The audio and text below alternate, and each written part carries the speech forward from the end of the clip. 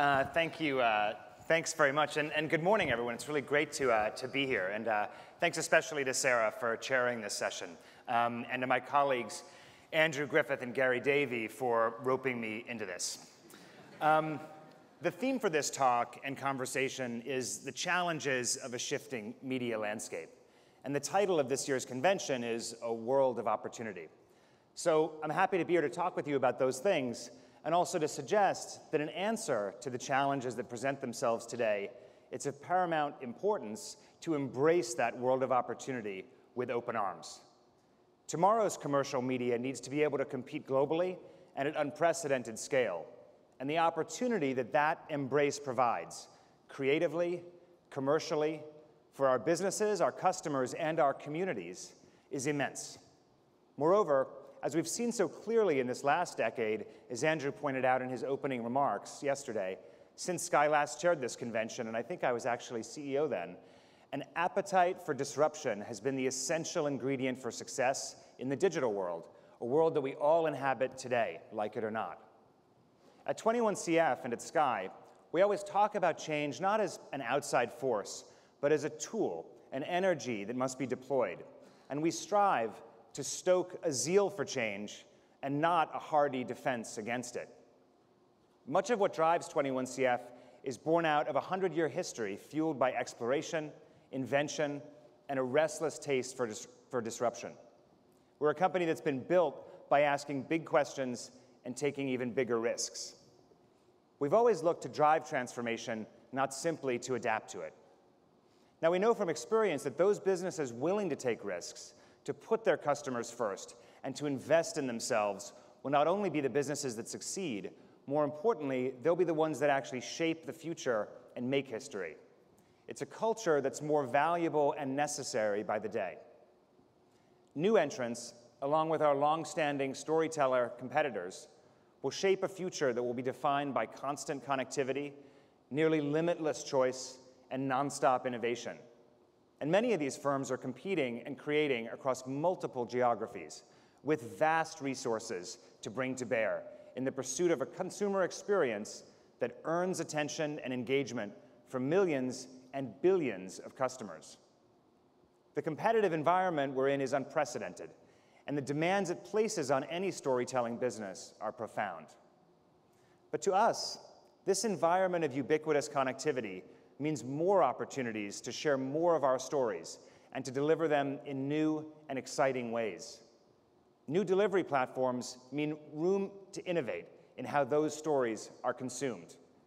And ever-expanding plurality of choice gives us the chance to stand apart with brands that matter. And as a company like ours that aspires for itself a role in charting that future, there's never been a better time than now, when every aspect of the storytelling experience stands to be enhanced by technology. Our appetite for exploration and invention has been with us, as I said, for over a century. From the very first day William Fox founded the Fox Film Corporation in 1915. With an independent mind, global outlook, and zeal for innovation, William Fox laid the foundation of the movie business artistically, technologically, and from a business standpoint. For our company, which acquired the studio in the mid-1980s, his legacy inspires our never-ending quest for new ways to tell great stories, which for us began with journalism. In its first few decades, Fox had acquired Movietone patents, created the first ever widely distributed audiovisual news service, and pioneered the use of sound in film. Those early video experiences introduced hundreds of millions of people the world over to a new storytelling delivered on new platforms. And it marked the largest advance in the consumer experience ever witnessed at the time, and exposed audiences to international filmmakers who became creative pace-setters for Hollywood. Since acquiring 20th Century Fox Film, we've made a virtue of taking big risks, even when the skeptical voices were all but deafening.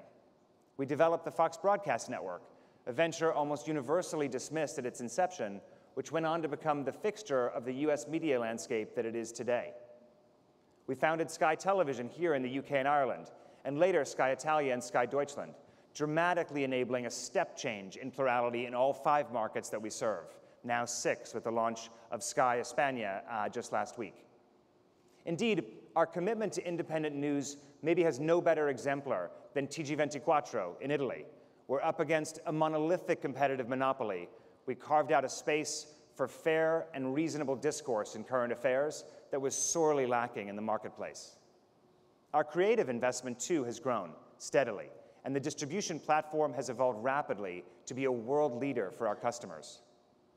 At Star, over the course of our 25-year commitment to the Indian market, the company has grown into one of the nation's most revered brands and a world-class business, reaching hundreds of millions of families through digital TV, free TV, and the mobile web.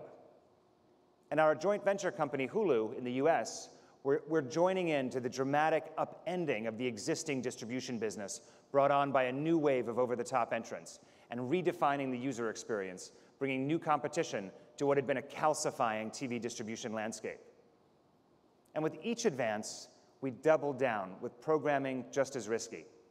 From America's first sketch comedy show made by and starring African Americans with In Living Color, to the infamous but redeemable and universally empathetic characters in The Simpsons, to the massive investments in groundbreaking storytelling that James Cameron's blockbusters Titanic and Avatar required. Now, of course, not every risk pays off, but overall, these bets mark the company's transformation into a global creative disruptor, and it's a journey that we remain committed to. And against that backdrop of risk-taking and embracing change, I'm an optimist. Before long, all video entertainment, sports, and news will be consumed over IP streaming networks. And as wireless and broadband connectivity become ubiquitous, the net effect is that all content will be available to everyone all the time. We're almost there today in a world of ultimate plurality. Companies that didn't even exist a decade ago, or at least had no content production capability, are now part of a global content ecosystem that produces hundreds of thousands of hours of premium programming each year, alongside a burgeoning mass of consumer producers uploading tens of billions more. And while we will lament the passing of some brands that find themselves subscale or underinvested or clinging to outdated distribution and form factors, we can welcome the many more that are displacing them, providing more choice and more diversity of output than we've ever seen before. Now, this puts some burden of responsibility on the customer, as the sameness of the voices of God on the nightly news has been complemented by something rather more diverse, but also raucous and cacophonous. But that genie animating your Facebook news feed and all new forms of discovery, I'm afraid, is already well out of the bottle. And with this context, I'd like to spend a minute on a few aspects of how we approach those challenges. First of all, we remain fanatically focused on building brands that matter. The defining feature of our times is the bewildering volume of creative content just a click away, and our choices only continue to grow. Investing in great brands is the key to standing out from the chaos. I'm sure you've all experienced it. Those hours wasted scrolling through listings, the all too recognizable symptoms of apathy and frustration, and an answer to it, the inevitable filter bubble that the paradox of choice gives rise to. The best brands, hallmarks of quality and dependability, are identifiers, signs that help us discover but also enable a curatorial identity that doesn't diminish serendipity in the way that simple search terms and algorithmic optimization for engagement do. Today, we're immensely proud of the strong identities fostered within each of our diverse brands. Viewers know what to expect when they watch something from National Geographic or Fox Sports or FX, just as viewers in the UK and across the EU know what to expect when they download a box set from Sky Atlantic. Nothing exemplifies our commitment to brand authenticity better than National Geographic Partners, a company we formed in 2015 after a decades-long partnership with the National Geographic Society to combine the commercial enterprise of the Society with our pre-existing joint venture television channel. In doing so, we created a global multimedia business, spanning the written word, the still image, moving pictures, cartography, travel, and more. National Geographic today is not only as authentic and true to its core brand as ever, but is also able to invest at scale in mission-driven stories delivered to a global audience. This year, National Geographic Partners will invest $100 million more on original content production than it did just a few years ago, at the same time as contributing over a quarter of its profit directly to the Society's work in science, education, conservation, and exploration. This is on top of providing an endowment of close to $1 billion to ensure the society's enduring impact for generations to come. And thanks to an innovative digital strategy driven by the creators themselves, National Geographic's explorers and photographers, the brand reaches more consumers on platforms like Instagram, Twitter, and Facebook than almost any other in the world. And within these brands, the diversity of our storytelling is paramount. Even across an increasingly more crowded landscape, there remains an enduring opportunity for more diverse storytelling, and our output reflects that belief. We've moderated presidential debates, connected communities with local news, mapped the farthest corners of the planet, explored the opioid epidemic, gender identity, and race relations, reinvented the ancient sport in India of kabaddi, told powerful stories of slavery in America, the rights of women in Pakistan, and the coming and inevitable exploration of Mars, which will mark the advent of the age of interplanetary species, very exciting, which doesn't even come close, though, to scratching the surface of the scope of the stories and the breadth of the stories told by the artists and the brands that we support. We believe that the strength of the portfolio rests in the authenticity and diversity of the stories we can tell, and our growth is going to be predicated on continuing to champion that idea, that we can create a platform for storytellers to do the best work of their lives. Our global investment in local storytelling has proved especially fruitful at Star in India. With a reach of approximately 720 million viewers a month and more than 30,000 hours of story every year in 8 different Indian languages, Star India appeals directly to the demands and aspirations of its customers. Like Amir Khan's Satyamev Jayate or Truth Alone Prevails, some of the boldest programming in Indian television tackled some of the nation's most pressing social and economic issues, from water scarcity to female feticide. And thanks to the digital investment with Hotstar in India, downloaded by well over 100 million active users as of now, with more than double the watch time of all its competitors combined, the reach of authentic Indian storytelling, both in-country and abroad, has never been greater. These projects are emblematic of a deliberately diverse approach, to not simply chase blockbusters or commission by algorithm, but instead to empower artists to say and do hard things. That's true in Italy, in Argentina, in California, and everywhere we operate. In the UK, 21st Century Fox and Sky combined invested around £700 million last year in original production, and we intend to continue at least that level of investment while building on Sky's already outstanding original pipeline. And from our investment in the Shine Group, we created the creative powerhouse that is Endemol Shine, one of the UK's largest production groups. And it's also one of the country's leading producers of scripted programming, with shows such as Black Mirror, Broadchurch, and Humans, which are sold, watched, and loved in more than 100 countries. Globally, Endemol Shine is among the world's most prolific creators, with 700 different productions in 66 countries. It's one of many film and television brands stamped Made in the UK, a distinction with global resonance, shorthand for storytelling that's smart, acerbic, relevant, and entertaining. You can look no further than Matthew Vaughn's film, Kingsman: The Golden Circle, which is opening in a couple of weeks, to see a British film, both in its conception and its execution, opening around the world to we hope, great acclaim in 2 weeks. Such distinctiveness in brand is a tremendous asset to the UK, and it's an important element of any country's ability to hold a place in the future content economy. The UK creative brand, plus the balanced creative economy with strong public service output, a vibrant commercial sector, and a diverse and independent tradition of impartial news, adds up to an environment that's poised for innovation and growth that we think overshadows many larger markets. And as a global company, we have an obligation to seek opportunities across geographies and markets around the world. And it's from this point of view, and with that frame of reference, that we believe this is for us the best place to be proposing a nearly £12 billion investment, an investment we expect will be a significant driver of the UK creative industry's long-term success in a global market. And Sky today is everything a great creative company should be. It's imbued with a culture that nurtures ingenuity and innovation.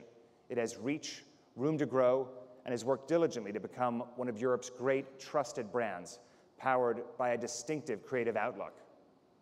When I joined Sky in 2003, there was a special opportunity to innovate. For me, having been born in the UK, it was a chance to create a new home back home and to create a new business out of a successful but quickly decelerating company.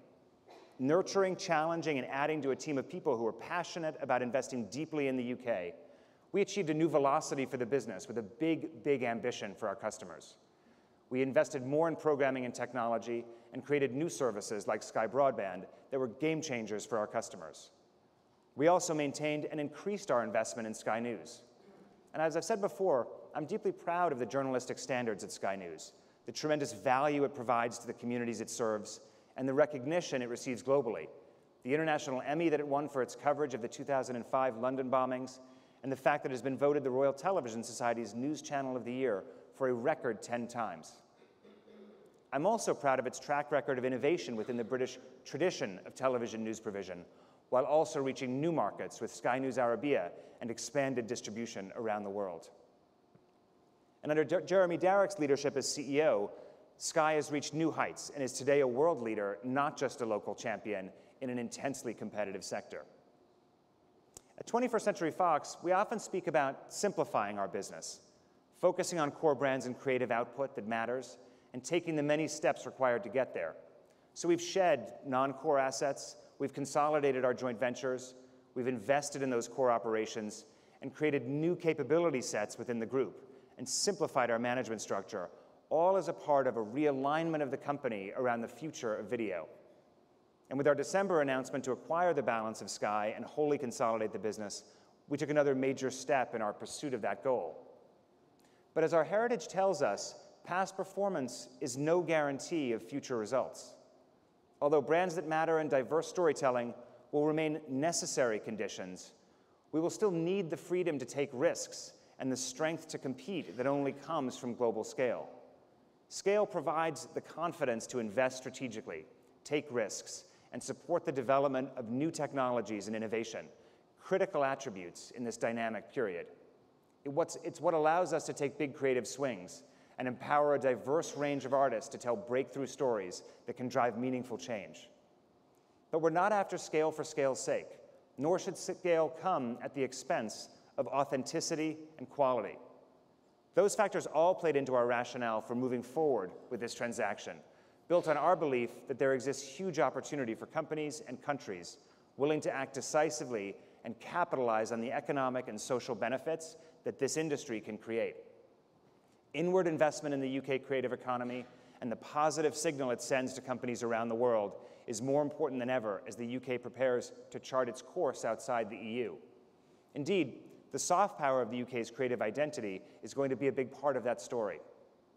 And so if the UK truly is open for business post-Brexit, we look forward to moving through the regulatory review process and this transformative transaction for the UK creative sector becoming an affirmation of that claim. We're eager to provide Sky with access to the resources, reach, and sparks needed to keep pace against a new breed of competitors that now include some of the largest companies in the world, but none of whom have the local depth of investment and commitment to the UK and to Europe. But our commitment is about more than market success. Companies have to mean something to their communities, to their customers, and to their shareholders. When we launched the Bigger Picture initiative at Sky, we articulated an aspiration for us to be better, for companies to be better, and to behave in the way that we imagined we would want to and be expected to in the future. This wasn't a question of doing penance through corporate social responsibility, but rather an idea that the investment and enterprise that a firm can actually make would actually be, in and of itself, more than a driver of profit. What the team at Sky are doing with Sky Arts and the Ocean's Rescue, to name just two projects, are all part of this same belief system. This idea that companies should embrace what their customers and people care about, and then by doing so, it makes them stronger. Our environmental initiatives, pioneered at Sky and also pushed forward at 21st Century Fox, have made us better companies and better for our customers and communities. So is National Geographic's programming, like the Leonardo DiCaprio documentary Before the Flood, that's engaged a global audience on the pressing subject of climate change and the imperatives for action. Our work with the Ghetto Film School at 21st Century Fox is also beginning to build an inclusive pipeline of young storytelling talent. Learning about the Ghetto Film School students' capstone projects, which this year involved travel to Israel to shoot, direct, and produce a short film, and watching those students interact with the likes of Lee Daniels and David O. Russell, serves as a reminder of the power of story to expand horizons and empower young minds. But no single project exemplifies that truth, I think, more than our Oscar-nominated film, Hidden Figures, this year, the story of 3 black female mathematicians who helped NASA put a man into space, inspiring a generation of young people to dream bigger, to push further, and question those who would dare put limits on what they can achieve. We were honored to share the story of those trailblazers with audiences around the world, and thrilled to support the US State Department's first ever movie-inspired exchange program, including 50 female STEM leaders, each from a different country. So it's really a privilege to support these types of stories and amplify their reach at a time when we so badly need more diverse and unique voices. And so to return to that story of change that has so far characterized the new millennium, I can think of no industry more exciting to be a part of. At only 3 years old, but with a rich heritage, 21st Century Fox has both the spirit and stamina to help define and shape what this business of ideas looks like over the next 100 years. And indeed, doing so is central to who we are.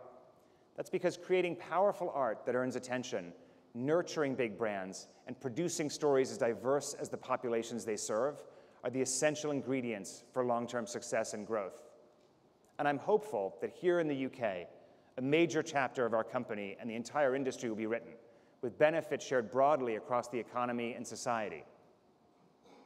Indeed, everything we've done, from the invention of Sky News to TG24, to the Fox Broadcast Network and Star Plus, from Hull to Hyderabad, has been about increasing choice, amplifying diversity, adhering to the highest broadcast standards inside a plurality machine that we optimistically call 21st Century Fox. Thank you very much for having me here.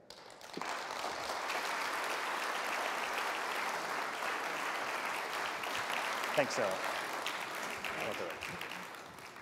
Well, thank you very much for that, and we'll be looking at your future vision of ultimate plurality in a minute. I've just got a bit of housekeeping on the present first, and particularly the slightly sort of Groundhog Day present of this bid to control Sky.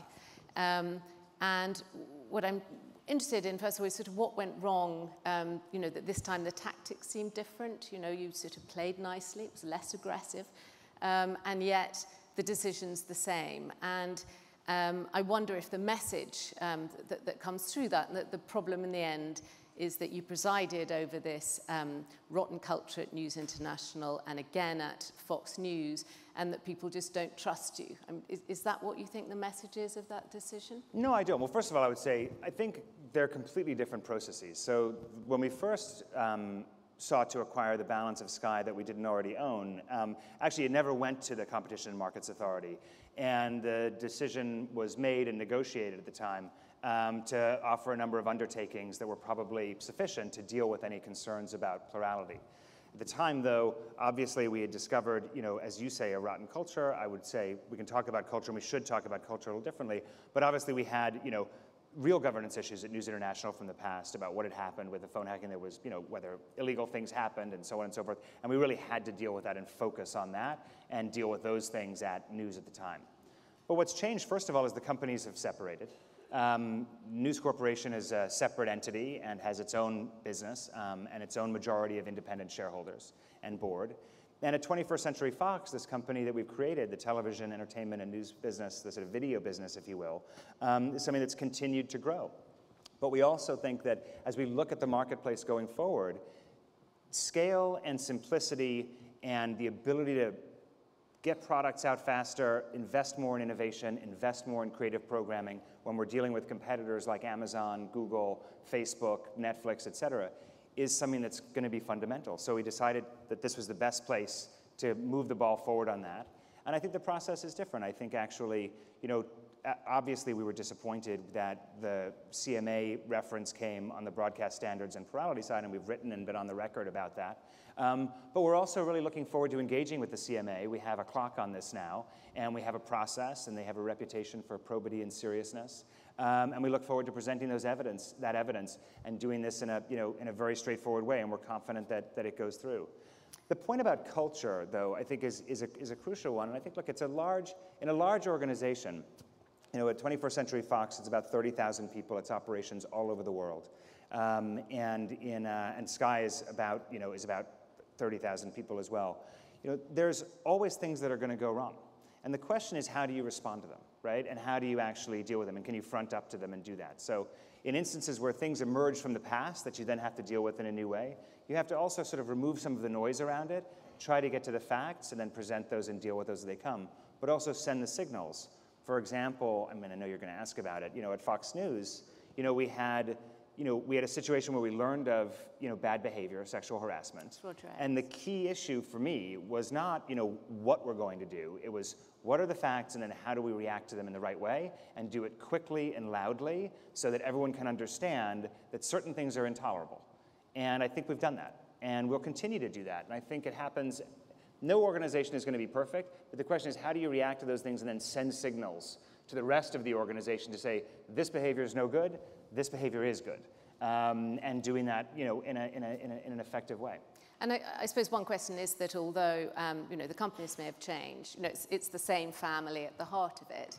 And I think with Roger Ailes, it was according to a book that was written, I think that you were his line manager, was that right? In which case, no, that was Gabriel Sherman. But it's sort of either what you knew and if you didn't know, should you have known, I suppose. Well, no, the first in both instances. No, but the first we heard about, and it was a frustrating thing because you put in place, I can get into like the weeds on human resources capabilities and whatnot, but you put in place things like hotline, you know, avenues for complaints, places where people go on an anonymous basis to identify, to say that things are happening, somebody talked to me the wrong way, or made an advance to me, or whatever it is. But actually, you know, in the first instance here, the first we heard about the Roger Ailes allegations was a New York Times story that a lawsuit was about to be filed, and then it was filed. And, you know, we looked at it, we hired an independent outside law firm to investigate it, we looked at the allegations, and in less than 2 weeks, we made the decision, and we had to move on from Roger Ailes. That was actually not that hard a decision. What he did was wrong. And you just have to say it clear and say it loud that that's unacceptable behavior in an organization that thrives and succeeds by its inclusiveness, by its diversity, by a safe place where everyone can come and do good things. And we had a pocket in the organization there that wasn't doing that. And when you think then of this period now of review by the Competition and Markets Authority, are there any sort of concessions you're going to make? Would you sacrifice your own role? Would you sacrifice any bits? Do you still need Sky News? Is one question that's come up. It's a loss maker for you. You're very interested in movies and sport. Are you going to give some concessions? Look, I don't think now is the time to get into that. I think what we have to do is the CMA has to get its work done. Well, they need to gear up. They need to name a panel. They need to ask us a bunch of stuff. We're ready to give them a lot of information, and we'll see what issues they identify and what they do.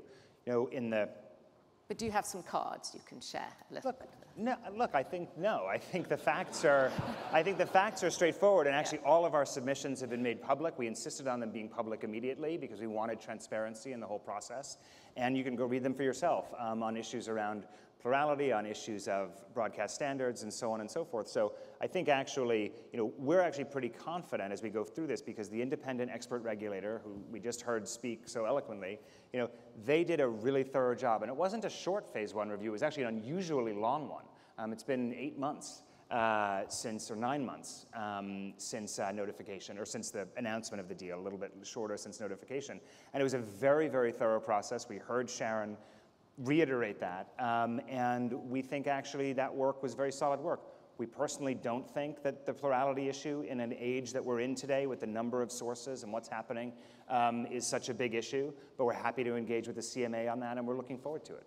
Were you sort of wounded by the standards question that somehow, as I say, there is this sort of lack of trust or this remaining concern, or your critics that say that somehow the Murdoch set this toxic culture in Britain and that this comes up? First of all, Sarah, I mean, I think you're over-personalizing that a little bit. I think the reality here is that the record should matter. As the founder of Sky News and TG24, and we owned 100% of it for many, many years, there were no issues. And when I was chief executive, no issues. And when I was chairman, and I'm chairman again, no issues. So the record has to count for something.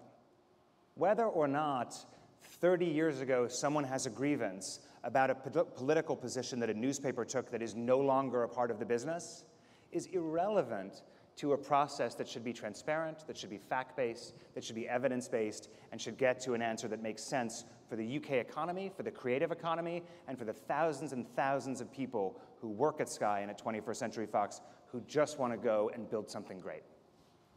Actually, just for a second, if I can, it occurs to me, you know, that this sense of what people really think, or whether it's just a group of, a small group of critics.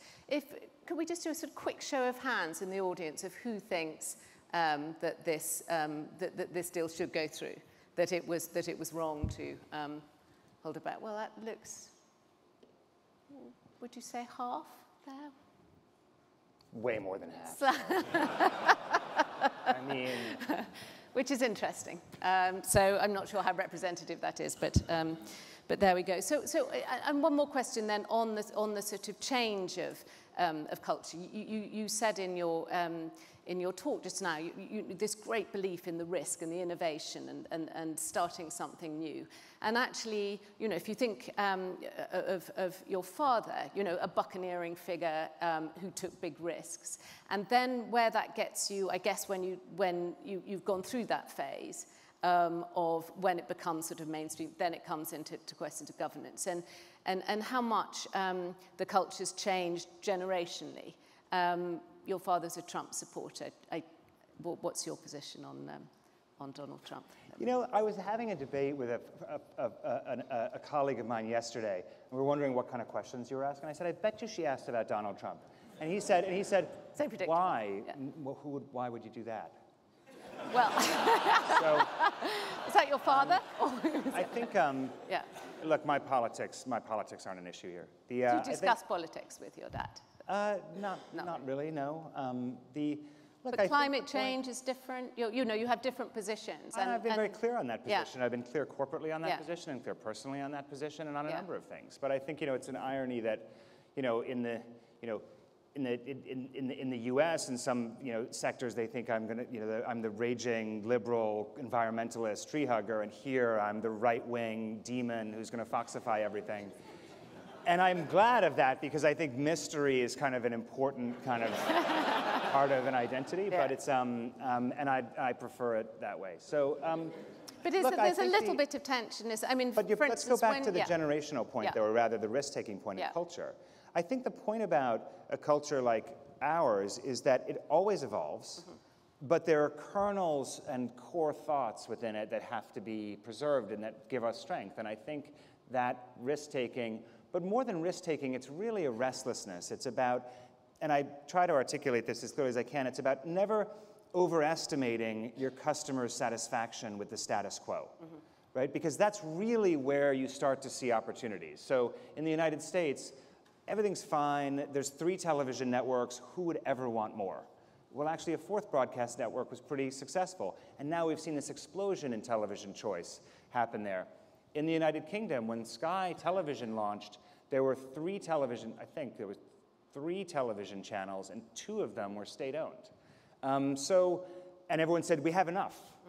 Who would ever say that today? So the question is, if you don't overestimate that satisfaction, then you try to seek ways to do better. And that's why I referred to the company earlier as a plurality machine. Everything we've been about has been providing an additional choice where we can, right? So why wouldn't you go and have, you know, a whole bunch of new regional language television channels in India to super serve those communities that have, you know, in Andhra Pradesh, they have their whole filmic culture and history that's completely different than what happens in the north or in West Bengal. So we should do those and bring that choice and enable those creators to do things. So I think it's just a restlessness and a desire to do that.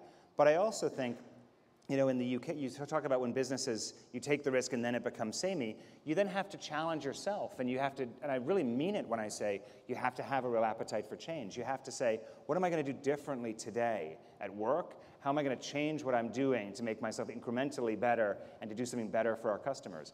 And that leads you to a lot of interesting places. So certainly, you know, here in the UK, the example with Sky is a good one, I think. We used to talk about it, that we were trying to sort of move up weight classes, right? So we sort of had to establish the business, first of all, Then, and the battle was very much, ratings and ITV and Sky News and BBC News, et cetera, and that was the sort of competitive set. And then we decided a number of years later that actually it would be great for our customers if they didn't have to pay £23 a month for slow broadband.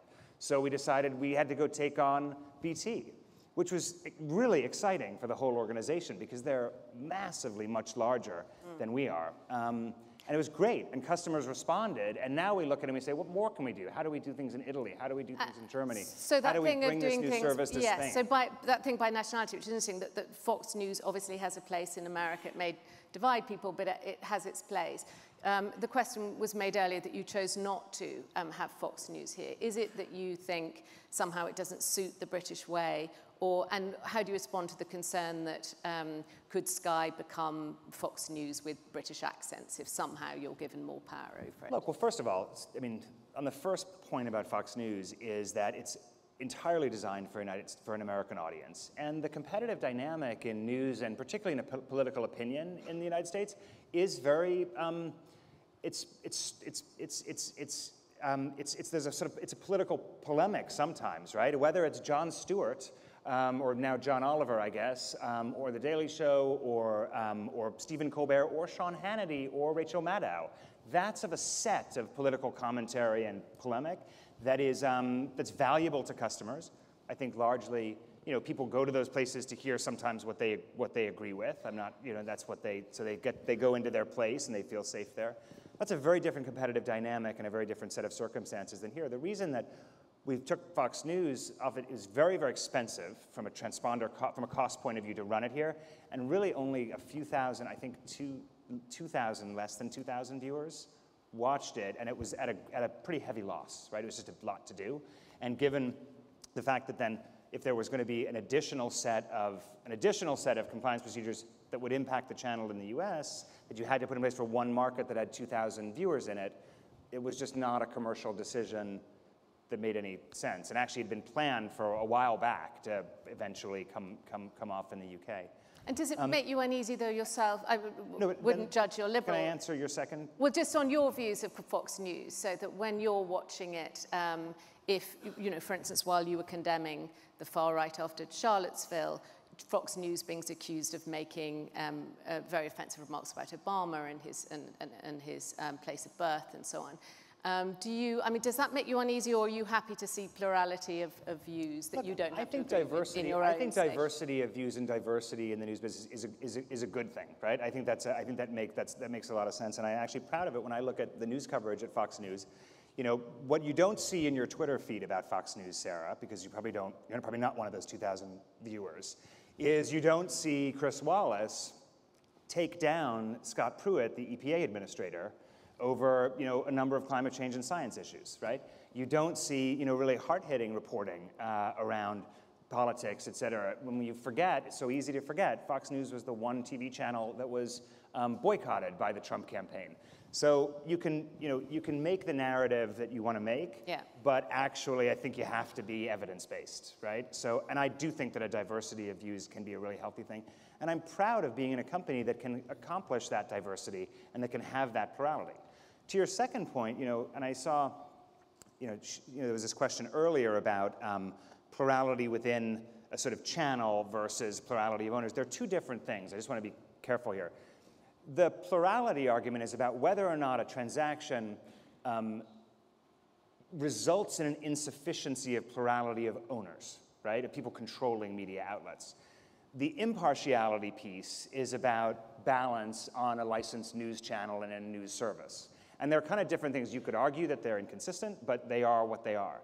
And I actually think the impartiality piece absolutely is the law and protects Sky News and is the right way for Sky News to operate for its UK customers, its UK audience, increasingly a global audience.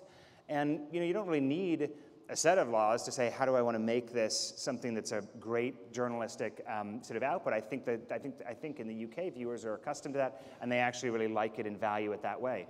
I mentioned TG 24 in Italy earlier. Again, the record is, in Italy you had RAI and Mediaset controlled by one person, for many years. You weren't covering, wasn't covering the news, wasn't even Tom and Lucia are here in the front row, Tom who ran the company for a long time.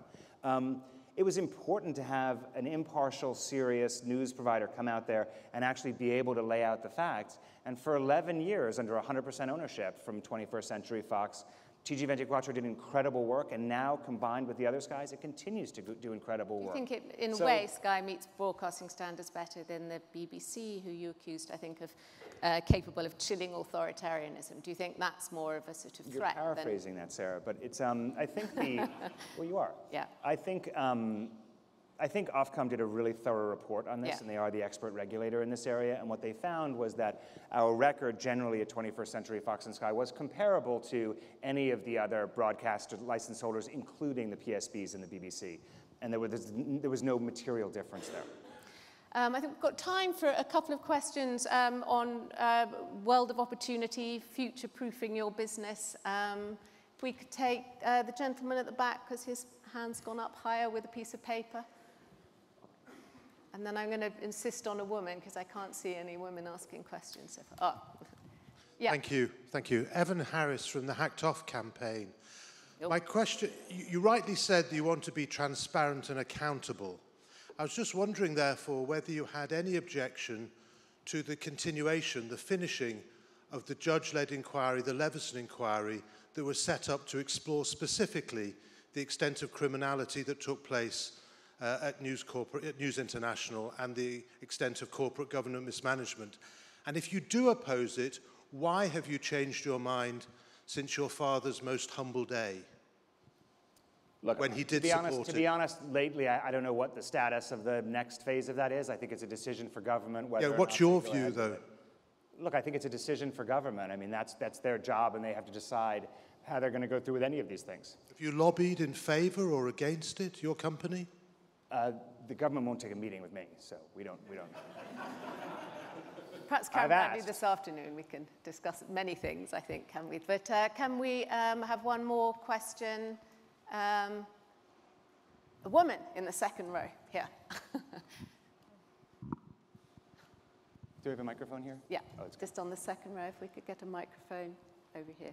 If you could say who you are and your question. So my name is Claire Enders. I was wondering whether you feel threatened by Amazon and Netflix's activities. Yesterday, there was a lot of talk about a talent drain in UK television. Is Sky experiencing conditions of that type? Do you see it as a wider problem? And do you see the immense amount of investment going into drama in particular by those companies as being dangerous for the pay TV model? I mean, there's been obviously a huge amount. It's one of our most significant issues that people talk about. So I'd love to have your view on how a traditional, dare I say it, pay TV business can confront the talent drain that is happening, certainly in the UK already. Look, I think there's no question that Amazon, Netflix, Apple now announcing that they're going to spend $1 billion on original production. I mean, these companies are spending enormous amounts of money, and they are, Netflix not so much, but Amazon certainly, and Apple and Google and Facebook coming into it now, are really the largest companies in the world. They are 500 plus, or they will be, billion market cap companies moving to $1 trillion, and they have enormous balance sheets to bring to bear. So there is certainly a competitive dynamic that you look at out there that says, okay, how do we move through this? How can we have the velocity and also the scale to be able to go and compete? I think from a talent perspective, it's interesting. Traditionally, no one talks about our business, or at least at Fox and Sky, as if like we're underpaying people. They usually say we're profligate, we spend too much on programming, all this sort of stuff. And now we have a new set of competitors who seem to be raising the bar in terms of some of the costs. But actually, I think for us, when I look at our successful programs, I think we actually invest more because we partner with our creative partners so that in success over the long term, we actually, I don't think Jim Brooks would ever have made the kind of, returns and created what he had created selling The Simpsons to Netflix or Amazon, because for a lot of creators, that's where your shows or your movies go to die. They become another hour on the shelf of billions of hours that are there to get searched for. Whereas we create partnerships with, from Jim Brooks to Steve Levitan to Ryan Murphy and so on and so forth, who can really create businesses with us and create, a lot of value over the long term as partners. So it's a different model as opposed to buying something, a cost-plus license fee for the life of the series. There is no question, though, that the competitive dynamic is there and that some people, some folks will want to make, one show here and one show there, one movie here, one movie there. That's always been a part of it, but now we just have a multitude of new entrants, and that makes it more competitive. I am concerned, though, that I think an Amazon, for example, they spend a lot of time making a lot of noise about how much they're investing in a place. They show up, they do a big splashy deal with something, et cetera, and everyone fawns all over them to say this is a great thing. I think there are very few companies that actually, over the long term, really invest and build, put thousands and thousands of people on the ground in TV and creative markets like the UK, like Italy, like India. And I think we just need to be cautious about the shiny new thing and think about, okay, where is the investment really coming from and what's supporting the creative economy in a broader way in these markets? Thanks for your question, Claire. Nice to see you. I think we need to wrap up in a minute because I think everyone has to go to lunch. Thank you very much indeed. Thank you, Sarah. Thanks, everyone, for having me. And good luck with the new world.